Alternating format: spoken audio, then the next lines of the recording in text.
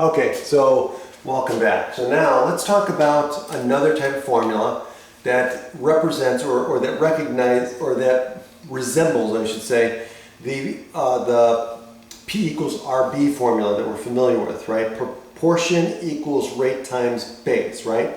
So just like in the work rate problem, so the amount of work, the portion of the work that's done is equal to the rate that you work based on time, right? So rate times base, right? So again, all these formulas have a very similar look to it. Even this one here, interest. So this is the simple interest formula. Okay, simple interest means, hey, this is the amount of interest that is charged for borrowing or investing money at a simple interest rate. Okay? So it's interest equals principal times the rate times time. Okay? So, and again, the rate, the unit of rate is usually a percentage, and it's percentage per time, per unit time. Okay? So whatever this time unit is, these two need to match. Okay? So if this is an annual rate, this needs to be in years. If it's a monthly rate, this sheet needs to be in months, and so on. Okay, just so you guys know. Okay, those need to match. Okay, now here's the formula.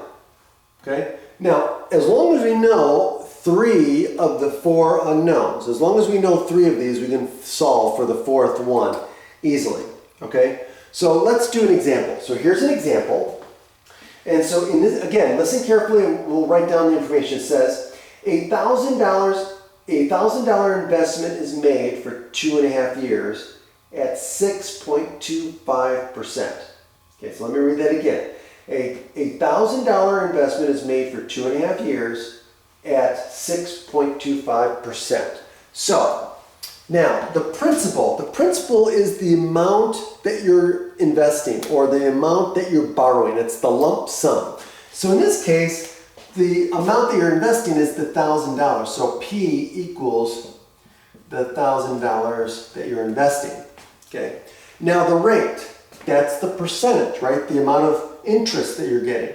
So rate, or the interest rate, I should say, that you're getting. So R in this case equals, now it says 6.25%, but rate is always given, should always be given as a decimal, not a percentage.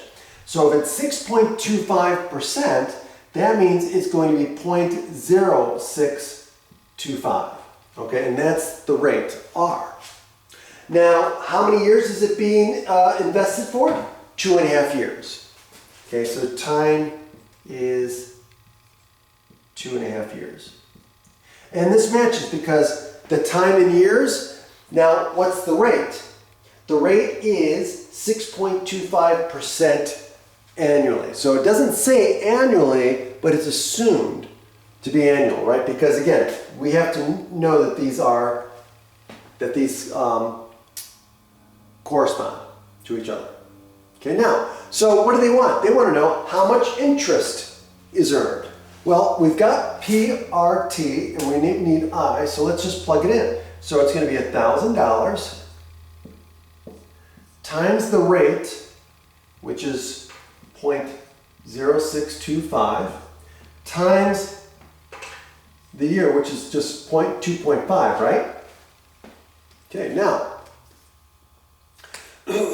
now here,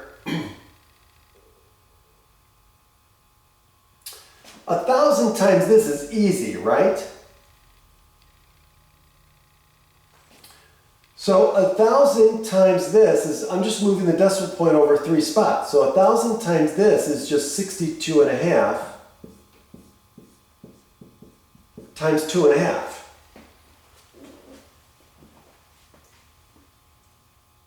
Okay? And so now in this case here, you can use your calculator, that's fine. But you could do this mentally easily, right? 1,000 times this is just moving the decimal point over 3 spots. And then 2.5 times this is you just double this and then add on half. Well, what's half of this? Half of this is 31.25, right? What's double this? Double this is 125, right? So what are you going to do? You just take 125 plus what? 31.25, right? And so you get what? 156.25. And so the amount of interest that you would earn, given this situation, is over the 2.5 years you would earn $156.25. Okay?